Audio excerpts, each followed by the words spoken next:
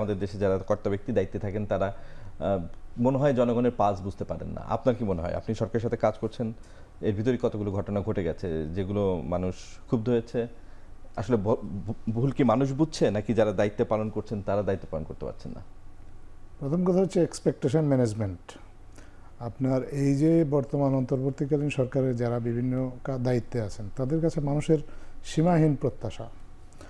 এর আগে আপনার মানুষ তো আসলে সরকারের কাছে প্রত্যাশাই করতে পারতো না। সরকার নিজে যেটা ঠিক মনে করতো সেটা মানুষের উপর চাপিয়ে দিত। এখন মানুষ তার প্রত্যাশার কথা বলতেছে, তো মানুষের অসীম প্রত্যাশা ক্ষেত্র বিশেষে তাদের প্রত্যাশার সাথে প্রাপ্তিটা মিলছে না, এই জন্য তারা মানুষের সমালোচনা করছেন।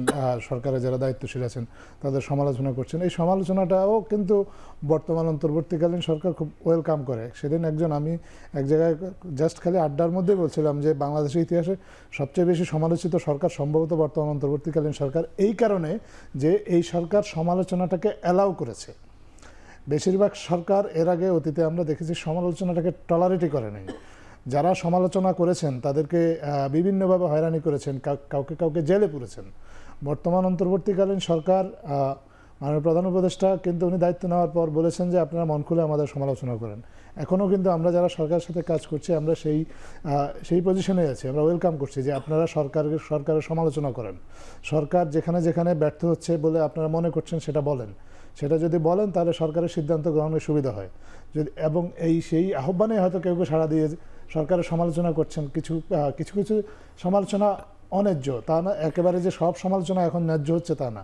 অন্যায্য অনেক সমালোচনা হচ্ছে, কিন্তু তারপরেও সমালোচকদেরকে সরকার কোনোভাবে কোনো ধরনের হয়রানি করছে না। একটা সরকার অন্তর্বর্তীকালীন সরকার, যারা এই সরকারের দায়িত্বে আছেন তাদের পূর্ব প্রশাসনিক অভিজ্ঞতা তেমন নাই, তাদের রাজনৈতিক অভিজ্ঞতাও নেই, তারপরেও তাদের আন্তরিকতার কোনো ঘাটতি নেই। তারা আন্তরিকভাবে মানুষের কল্যাণে কাজ করছেন। কাজ করতে গিয়ে কিছু কিছু ক্ষেত্রে হয়তো ভুলভ্রান্তি হচ্ছেন, বা তাদের কিছু দুই একটা কথা হয়তো কারো কারো মনোপুত হচ্ছে না, তারা সমালোচনা করছেন। এবং এইটা নিয়ে সরকার খুব একটা বিচলিত নয়, কিন্তু সরকার মনে করে যে এই সমালোচনাটা জারি থাকা প্রয়োজন। সরকারে যারা কাজ করছেন তাদের ভুলভ্রান্তি নিয়ে মানুষ কথা বলবেন, মানুষ কথা বললেই সরকার তার সঠিক সিদ্ধান্তটা নিতে পারবে। আইন শৃঙ্খলা নিয়ে সরকার কি ভাবছে? এখানে তো আসলে আরো উন্নতি করা দরকার নিশ্চয়ই। না, অবশ্যই আইন শৃঙ্খলা তো উন্নতির আসলে ঘটনা বাদেই না, আইন শৃঙ্খলার উন্নতিটা তো একটা আপেক্ষিক বিষয়। উন্নতি তো আরও করতে হবে। আমরা তো চাই যে সমাজে কোনো ধরনের বিশৃঙ্খলা না থাকুক, সামান্যতম বিশৃঙ্খলাও না থাকুক, একটাও অপরাধের ঘটনা যাতে না ঘটুক। কিন্তু আমাদের নিজস্ব কিছু সরকারের বা আমাদের দেশের কিছু সীমাবদ্ধতা আছে। এই সীমাবদ্ধতাগুলো নিয়েই কিন্তু সরকার কাজ করছে, এবং কিছু কিছু ক্ষেত্রে উন্নতি হয়েছে আমরা দেখেছি। আপনি যদি এই যে ধর্ষণের কথাও যদি বলেন, আমি এখানে আসার আগে ধর্ষণের যে ডাটাটা আমরা পুলিশের কাছ থেকে নিয়ে আজকে একটু বিশ্লেষণ করার চেষ্টা করেছি যে আসলেই কি ধর্ষণ বেড়েছে কিনা। আমি সরকারের ডাটা আমি বাদ দিলাম। আমি সরকার যদি কোনো ডাটা দেয় আপনার কাছে মনে হতে পারে যে সরকার হয়তো ইচ্ছাকৃতভাবে ঘটনাটাকে কম দেখাচ্ছে। আপনি আইন ও সালিশ কেন্দ্র, তারা একটা নিরপেক্ষ মানবাধিকার সংগঠন। আমি তাদের এখানে আসার আগে তাদের গত 5 বছরে জানুয়ারি মাসে শুধু ধর্ষণের ফিগারটা একটু চেক করে দেখেছি। আমি দেখেছি গত 5 বছরে দেশে তাদের রিপোর্ট অনুযায়ী গড়ে 59 রেপের ইনসিডেন্ট তারা রিপোর্ট করেছে, দেশে ঘটেছে জানুয়ারি মাসে। এবছর এই জানুয়ারিতে তারা রিপোর্ট করেছে 38টা ঘটনা। আমরা একটাও ঘটনা ঘটুক এ ধরনের আমরা চাই না। আমরা চাই যে দেশের ধর্ষণের সংস্কৃতি পুরোপুরিভাবে নির্মূল হয়ে যাক, মানুষ সুস্থ সুন্দর স্বাভাবিক জীবনযাপন করুক। তারপরেও ঘটনা ঘটছে, সরকারের দায়িত্ব হচ্ছে এই ঘটনাগুলো প্রথমত হচ্ছে এই ধরনের ঘটনা যাতে না ঘটতে পারে সেটার জন্য আইন শৃঙ্খলা রক্ষা বাহিনীকে সচেতন রাখা, সজাগ রাখা। আর যদি ঘটনা ঘটে যায় তাহলে দ্রুত যারা অপরাধের সাথে সম্পৃক্ত তাদেরকে বিচারের মুখোমুখি করা। অন্তর্বর্তীকালীন সরকার এখন সেই চেষ্টাটাই করে যাচ্ছে। কিছু কিছু ক্ষেত্রে সফলতা আসছে, কিছু কিছু ক্ষেত্রে হয়তো বা কাঙ্ক্ষিত সফলতা আসেনি। ধন্যবাদ। সোহরাব হাসান, যে আপনি আগেই বলেছেন যে ধর্ষণ নির্মূল করতে বা ধর্ষণের ঘটনা শূন্যে নামিয়ে আনতে আইন কোনো সমস্যা নয়, আইন যা আছে সেটা না, আইন মানে বড় বাধা নয়, মানে শুধু আইনই একমাত্র প্রতিকার নয়। আজ আইন উপদেষ্টা যেটি বলেছেন যে 15 দিনের ভিতর তদন্ত শেষ করতে এবং 90 দিনের ভিতর বিচার শেষ করতে, আর 90 দিনের ভিতর যদি বিচার শেষ না হয় অপরাধী যেন জামিন না পায়। আপনার কি মনে হয় এই নতুন ডিরেকশনে কিছু মাত্রায় পরিস্থিতির উন্নতি হতে পারে? আমরা কিন্তু আগেও দেখেছি, মানে বিগত আইনমন্ত্রীও এ ধরনের ডিরেকশন চেয়েছিলেন, বা এই ধর্ষণের মামলাগুলো দ্রুত নিষ্পত্তির জন্য ডিরেকশন চেয়েছিলেন প্রধান বিচারপতি। শুধু ধর্ষণের মামলার ক্ষেত্রে বলেছেন, আমার মনে হয় সব মামলার ক্ষেত্রেই যা বলেন সেটি বাস্তবায়ন করা, এবং সবার ক্ষেত্রে কোনো ক্ষেত্রে যদি মামলা শিথিল হয়, তদন্ত বিলম্বিত হয়, তাহলে ন্যায় বিচার পাবে না। আর যদি কোনো ক্ষেত্রে খুব তড়িৎ তদন্ত হয়, তাহলেও কিন্তু ন্যায় বিচার ব্যাহত হবে। তদন্তের যে ধরন, তাতে কি 15 দিনে হওয়া সম্ভব শেষ? হওয়ার সম্ভব। এটা তো মানে এর প্রমাণ আছে, আলামত আছে, তারপর এটা ঘটনা, অভিযুক্তকে গ্রেপ্তার করা হয়েছে। সুতরাং এখানে এবং যে বাদী মানে যে মেয়েটি আক্রান্ত হয়েছে, ভুক্তভোগী, সেও কথা বলতে পারেন যেহেতু, সুতরাং আমি মনে করি যে এটি 15 দিনে অসম্ভব না। অনেক ক্ষেত্রে হয়তো অসম্ভব হতে পারে, কিন্তু এখানে অসম্ভব নয়। ব্যাপারটা হচ্ছে যে এই যে বার্তাটা, এটা একটি খুব ভালো বার্তা বলবো, যে কঠোর বার্তা, কিন্তু এটা সব ক্ষেত্রে হওয়া দরকার। কিন্তু অনেক ক্ষেত্রে আমরা দেখেছি এই সরকারের, যেটা আপনি স্বরাষ্ট্র উপদেষ্টার কথা বললেন, হ্যাঁ, তার ভাষাভঙ্গি বা তার যে তারও আমি সদিচ্ছা নিয়ে প্রশ্ন করছি না, কিন্তু হয়তো তিনি যেভাবে উপস্থাপন করছেন সেটা অনেকের কাছেই এটা কখনো হাস্যকর মনে হয়, কখনো এটা মানে ভালোভাবে নেন না। কিন্তু আবার দেখুন, এই যে প্রথম যিনি স্বরাষ্ট্র উপদেষ্টা ছিলেন, তিনি কিন্তু খুব বেশি দিন ছিলেন না, হ্যাঁ, অল্প কয়েকদিন ছিল, কিন্তু তার একটা কিন্তু কী বলে যে একটা দৃঢ়তা ছিল। সুতরাং মানুষ কিন্তু স্বরাষ্ট্র উপদেষ্টার কাছে এই দৃঢ়তাটা চায়। আজাদ মজুমদার বলেছেন যে এদের অভিজ্ঞতা নেই, এও ঠিক। এই যে স্বরাষ্ট্র উপদেষ্টা যদি রাজনীতিক হতেন, তাহলে হয়তো কৌশলে জবাব দিতেন, উনি সরাসরি জবাব দিচ্ছেন। এটাও একটা তার আমরা বলবো যে কি বলবো, এটা দুর্বলতা বলবো বা সরলতা বলবো, যাই হোক, তিনি সরাসরি জবাব দেন। এবং রাত 3টায় সাংবাদিকদের ডেকে নিয়েছেন, তো তার সদিচ্ছারই প্রমাণ। এখন আমরা চাই রাত 3টায় তিনি ডাকুন, কিন্তু দিনে যাতে সব অপরাধী পাকড়াও হয় সেই ব্যবস্থা করা। আর একটা কোনো ক্ষেত্রে সরকারের কোথায় একটা দুর্বলতা প্রকাশ পায়, যেমন ধরুন গাজীপুরের ঘটনা, সাবেক মন্ত্রীর বাড়িতে হামলা হয়েছে,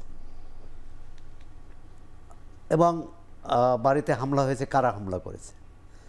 এখন এটা প্রশ্ন, যেটা বৈষম্যবিরোধী ছাত্র আন্দোলনের পক্ষ থেকে বলা হয়েছে যে ডাকাত পড়েছিল, সে ডাকাতদের ধরতে তারা গিয়েছিল, ছাত্র নেতারা। ডাকাতদের ধরতে তারা যাবেন কেন? ডাকাতদের ধরতে যাবেন তো আইনশৃঙ্খলা রক্ষা বাহিনী, তারা কেন থানা পুলিশে গেলেন না? গুলশানের ঘটনার কথা উল্লেখ করা যায়, গুলশানের ঘটনায় কিন্তু আইনশৃঙ্খলা রক্ষাকারী বাহিনী গিয়েছেন, এবং এটাও এটা কি সরকারকে দুর্বল ভাবছে এরা, অপরাধীরা?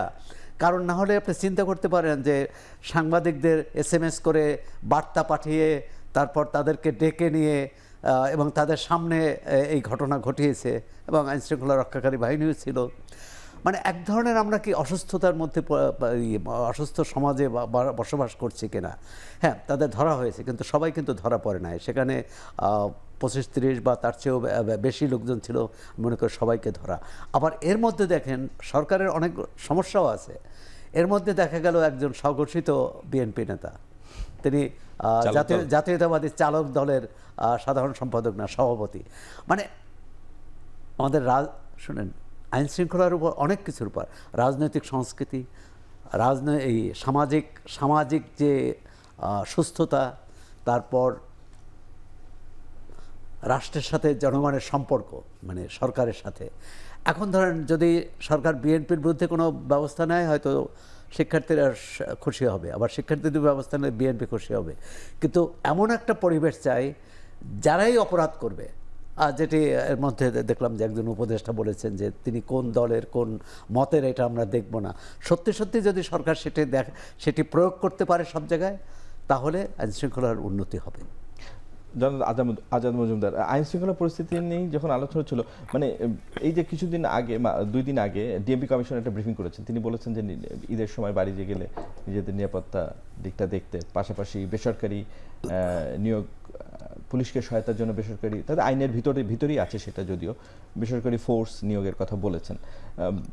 এই যে মানে পদে পদে কি মানে আইনশৃঙ্খলা বাহিনী প্রমাণ করে দিচ্ছে না যে তারা আসলে কোথাও ফেল করছে, বা জনগণ যেমনটা চাচ্ছে তারা দিতে পারছে না সেই সহায়তাটা? না, এটা তো আসলে ফেইলের বিষয় না, এটা আইন শৃঙ্খলা রক্ষাকারী বাহিনী সে তার দায়িত্ব পালন করবে, কিন্তু আমাদের একটা বিশাল জনগোষ্ঠী আছে যা তাদেরকে নিরাপত্তা দিতে হবে, এটা সরকারের দায়িত্ব। এবং সরকার এই দায়িত্বের অংশ হিসাবে সরকার যদি মনে করে যে তারা আরও কারো সহযোগিতা নেবে এবং সহযোগিতা নিলে জনগণ উপকৃত হবে, তাহলে সেটা তো সেটা নিতেই পারে, আইনের সেটা ভিত্তিতে তো নিতেই পারে। এবং আসলে মূল লক্ষ্যটা কি? মূল লক্ষ্যটা হচ্ছে মানুষের নিরাপত্তা দেওয়া, এবং নিরাপত্তা দিতে গিয়ে আপনি যদি আইনের কাঠামোর মধ্যে থেকে যদি কোনো সহযোগিতা গ্রহণ করেন কারো কাছ থেকে, আমি মনে করি যে এটাকে ইতিবাচকভাবেই দেখা উচিত আমাদের। কিন্তু এই যে ঈদের মানুষ বাড়ি যাবে, এই যে তাদের নিরাপত্তার বিষয়টা তাদের হাতে তুলে দেওয়া, মানে আইন শৃঙ্খলা বাহিনীর তো দায়িত্ব, কারো হাতে তুলে দেওয়া হয়নি। আইন শৃঙ্খলা মানে নিজের দায়িত্ব নিজে উনি দেখতে কিন্তু হবে। বলেননি যে আগে যে ধরনের কথা হয়েছে যে তালা মেরে যাবেন,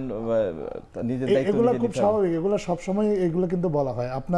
আপনি তো প্রথমত আপনার নিজের সম্পর্কে তো আপনাকে নিজে সচেতন হতে হবে, সেটা তো থাকতেই কিন্তু হবে। এর মানে এই না যে আইন শৃঙ্খলা রক্ষাকারী বাহিনী দায়িত্ব নিচ্ছেন না, তার দায়িত্ব এড়িয়ে যাচ্ছেন বা দায়িত্ব নিচ্ছেন না। আপনাকে সচেতন করে তোলা অর্থ এই না যে আপনার দায়িত্ব যারা আইন শৃঙ্খলা রক্ষাকারী বাহিনী আছে তারা নেবেন না, তারা তাদের দায়িত্ব অবশ্যই পালন করবেন। পাশাপাশি আপনাকে সচেতন হওয়ার জন্য উনি আহ্বান জানিয়েছেন, যেটা যদি আপনি পারেন, আপনি যদি আপনার অ্যাওয়ারনেসের কারণে আপনি যদি এই ধরনের ঘটনা প্রতিরোধ করতে পারেন, তাহলে হয়তো তাদের কাজটা একটু সহজ হয়ে যাবে। সেই দৃষ্টিভঙ্গি থেকে উনি এটা বলেছেন। আইন শৃঙ্খলা পরিস্থিতিতে গতকালই প্রধানমন্ত্রী বলেছেন যে দেশকে অস্থিতিশীল করতে প্রচুর বিনিয়োগ করা হচ্ছে, যেটা দেশে আগে কখনো আমরা দেখিনি। পতিত স্বৈরাচার বা যারাই বলি, তারা অনেক বিনিয়োগ করছেন। প্রধানমন্ত্রী এই কথা আসলে প্রধানমন্ত্রী কি বোঝাতে চেয়েছেন, যে দেশকে আলাদাভাবে? এটা তো আপনারা নিজেরাও যদি খুব একটু মনোযোগ দিয়ে লক্ষ্য করেন, আপনারা দেখবেন যে দেশে অনেকগুলো ঘটনা ঘটছে যেগুলো আসলে স্বাভাবিক নয়, অস্বাভাবিক একটা পরিস্থিতি ক্রিয়েট করার চেষ্টা করা হচ্ছে। ইভেন আইন শৃঙ্খলা রক্ষারও কিছু কিছু ঘটনা আপনার ক্ষেত্রে আমরা দেখেছি যে একটা শুটিংয়ের ঘটনাকে ছিনতাইয়ের ঘটনা হিসেবে খুব দ্রুত সামাজিক যোগাযোগ মাধ্যমে ছড়িয়ে দেওয়া হয়েছে, বা কিছু কিছু ছিনতাইয়ের ঘটনা এমনভাবে সাজানো হচ্ছে যাতে মনে হতে পারে আসলে এই ঘটনাগুলো প্রকৃত অর্থে আসলে ছিনতাই নয়, এগুলোকে ছিনতাইয়ের একটা রূপ দিয়ে দ্রুত সামাজিক যোগাযোগ মাধ্যমে ছড়িয়ে দিয়ে জনগণের মধ্যে একটা আতঙ্ক সৃষ্টি করার একটা চেষ্টা চলছে। এরকম আরও অনেক কিছু আছে, একটার পর একটা আপনি দেখবেন যে অন্তর্বর্তীকালীন সরকার দায়িত্ব নেওয়ার পর প্রতি 1-2 দিন পর পরই কিন্তু মানে নতুন একটা ইস্যু তৈরি করার চেষ্টা করা হচ্ছে। এগুলো যে সবগুলো খুব স্বতঃস্ফূর্ত ঘটনা তা তো না, বা অনেকগুলো ঘটনা আছে যেগুলোর পেছনে কিছু গোষ্ঠী জড়িত, কিছু ফান্ডিং জড়িত আছে। ইভেন আপনার যে এই যে হিজবুত তাহরিরের যে ঘটনাটা আমরা শুক্রবার দেখলাম, আপনার কাছে কি খুব স্বাভাবিক মনে হয় যে এটা বা একটা স্বাধীন দেশে একটা নিষিদ্ধ গোষ্ঠী খেলাফত প্রতিষ্ঠার জন্য একটা রাজধানী শহরের প্রাণকেন্দ্র থেকে মিছিল বের করবে এবং মিছিল বের করে তারা একটা রাষ্ট্রকে চ্যালেঞ্জ জানাবে? এটা এক ধরনের কিন্তু রাষ্ট্রকে চ্যালেঞ্জ জানানোর মতো ঘটনা। এরা কিন্তু এরা যে শক্তি, সাহস এগুলো সঞ্চয় করেছে, এদের পিছনে নিশ্চয়ই কোনো না কোনো শক্তির তো ইন্ধন আছেই। এবং সেই শক্তিগুলো যে একটা অপশক্তি বা আমাদের দেশের বাইরে থেকে কোনো না যারা দেশটাকে অস্থিতিশীল করার চেষ্টা করছে, তারাও তো হতে পারে। এবং তারা যে কাজগুলো করছে এটা যে তারা খুব গোপনে করছে তা তো না, নানাভাবে কিন্তু হুমকি দামকি দেওয়া হচ্ছে দেশের বাইরে থেকে। বলা হচ্ছে যে আমরা দেশের মানুষকে রাত্রে ঘুমাতে দেব না, আমরা দেশে গৃহযুদ্ধ লাগিয়ে দেব। আবার এরকমও বলা হচ্ছে যে বাড়িঘর, তোমাদের বাড়িঘরে যদি কেউ আসে তাহলে তোমরা তাদের হাত পা ভেঙে দেবে। এরকম নানাভাবে নানা ধরনের উস্কানি কিন্তু দেশের বাইরে থেকে দেওয়া হচ্ছে। যারা উস্কানিগুলো দিচ্ছে তারা কিন্তু দেশে অর্থ পাচার সহ নানা ধরনের অপকর্মে অভিযুক্ত, এবং তাদের এই পাচারকৃত অর্থ তাদের রাজনৈতিক প্রত্যাবর্তনের জন্য তারা ব্যবহার করতে চাইবে। এটাই তো মানে আমরা আশঙ্কা করছি। এবং এই আশঙ্কা থেকেই মাননীয় প্রধান উপদেষ্টা বলেছেন যে হয়তোবা দেশে যে অস্বাভাবিক একটা পরিস্থিতি তৈরি করার কেউ চেষ্টা করছে, দেশটাকে ডিস্টেবিলাইজ করার চেষ্টা করছে, দেশে আপনার রাজনৈতিক অস্থিরতা সৃষ্টির চেষ্টা চলছে, বা অন্তর্বর্তীকালীন সরকারকে ব্যর্থ দেখানোর যে চেষ্টা, যারা এগুলা করতে পারলে যাদের জন্য রাজনৈতিকভাবে সুবিধা হয় তারা তাদের অর্থটা বিনিয়োগ করছে, এটাই তো প্রতীয়মান হয়। এটা শুধু অন্তর্বর্তীকালীন সরকারের প্রধান যে বলেছেন তা না, আপনারা নিজেরাও যদি যারা মিডিয়া কাজ করেন আপনারাও যদি লক্ষ্য করেন, তাহলে আমার ধারণা আপনারা হয়তো এই বিষয়গুলো আরও ভালোভাবে অনুধাবন করতে পারবেন। ধন্যবাদ।